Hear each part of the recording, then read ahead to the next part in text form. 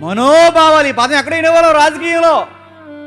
ఈ పదం ఎక్కడో సొసైటీలో వినేవాళ్ళం. ఈ మధ్యకాలంలో ఏదన్నా గట్టిగా ఖండించే మెసేజ్ చెప్తే లేవట చెప్పరా? మా మనోభావాలు దెబ్బతానా? మీరు క్షమాపణ చెప్తారా చెప్పరా? చెప్పం అని అడుగుతున్నాను. చెప్పం నేను దిక్కున్న కాడ చెప్పుకొని అడుగుతున్నాను. చెప్పం. దేవుడు సేవకుడు ఉన్నది ఎవరు తెలుసా? దేవుడు సేవకుడు ఖండిస్తాడు, గద్దిస్తాడు.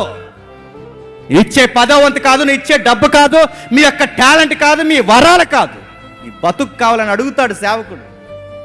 ఆయన దేవుడు నిలబెట్టింది అందుకు. ఆయన దేవుడు నిలబెట్టి వాడుకుంటున్నా అడగొద్ది అంటే అడుగుతాడు. పద్ధతి లేకపోతే పద్ధతి నేర్పిస్తాడు. ఇలా ఉండాలని కొన్ని మాటలు చెబుతాడు, ఇలా పాడాలని కొన్ని మాటలు చెబుతాడు, ఇలా ప్రసంగం చెప్పాలని చెబుతాడు, ఇది ఇలాంటి డ్రెస్ వేసుకోవాలని చెబుతాడు. ఒక్కటేంటి ప్రతీదే చెబుతాడు. మనోభావాలు అయితే పో బజార్లో తిరిగి, నిన్నెవడు రమ్మన్నాడు సంఘానికి? పో బయటికి పో, సంతలో ఉండాలి, నిన్నెవడు రమ్మన్నాడు సంఘానికి? మనోభావాలు ఉండవు.